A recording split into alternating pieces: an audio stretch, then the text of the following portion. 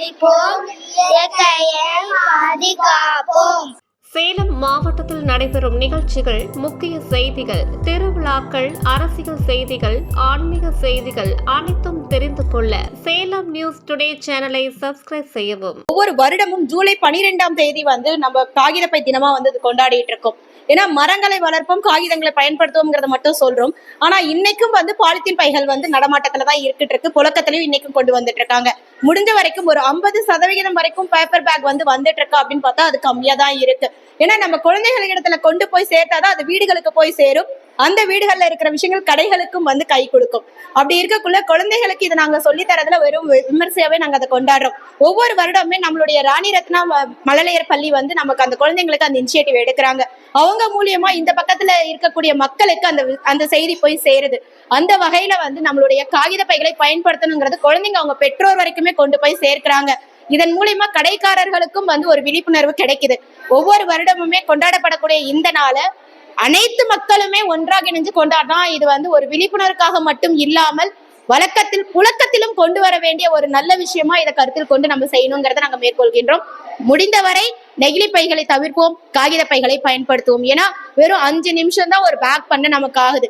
அது கிட்டத்தட்ட 2 கிலோல இருந்து 5 கிலோ 10 கிலோ வரைக்குமே நம்ம எடுக்க முடியுது. இங்க கத்துக்கிட்ட குழந்தைங்களை பார்த்தோம்னா, மேம் 5 கிலோக்கு இல்ல நான் 10 கிலோக்கே பேக் எடுக்கிறேன் அப்படின்ட்டு அவங்க உயரம் வரைக்குமே அந்த பேக் பண்றதை நம்ம பார்த்தோம். ஆனா அந்த குழந்தைக்கு அந்த விஷயம் ரீச் ஆயிருக்கு அப்படின்னு நினைக்கக்குள்ள கண்டிப்பா அவங்க குழந்தைங்களோட வீட்டுக்கு போய் சொல்லுவாங்க. இதை பகிர்ந்துட்டு இருக்காங்க. ஒவ்வொரு வருடமே அவங்க கொடுக்குற இந்த நல்ல விஷயத்துக்கு ராணி ரத்னா மழலையர் பள்ளிக்கு எங்களுடைய நன்றியை தெரிவிச்சுக்கிறோம். அது மட்டும் இல்லாம பொதுமக்களுக்கு இது விழிப்புணர்வா இல்லாம இது நமது கடமை அப்படிங்கிற ஒரு உணர்வோடு அவங்க செயல்படணுங்கிறத ஒரு சிறிய வேண்டுகோளா வச்சுக்கிறோம். இனிமேல் காகித பைகளை பயன்படுத்தும், முடிந்தவரை நெகிழிகளை தவிர்ப்போம். நன்றி, வணக்கம். வணக்கம். We are from the team Shri Rani Ratna NNP school, Tom and Jerry Montessori பள்ளியில இருந்து நாங்க பேசுறோம். These are my team mates.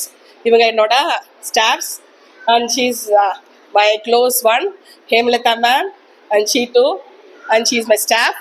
We are very glad to declare that today is the World Paper Bag Day. அதை முன்னிட்டு வருஷம் ஹேமலதா மேமோட கம்பைன் பண்ணி இந்த டேவை நாங்கள் ரொம்ப விமர்சையாக செலிப்ரேட் பண்ணுறோம்.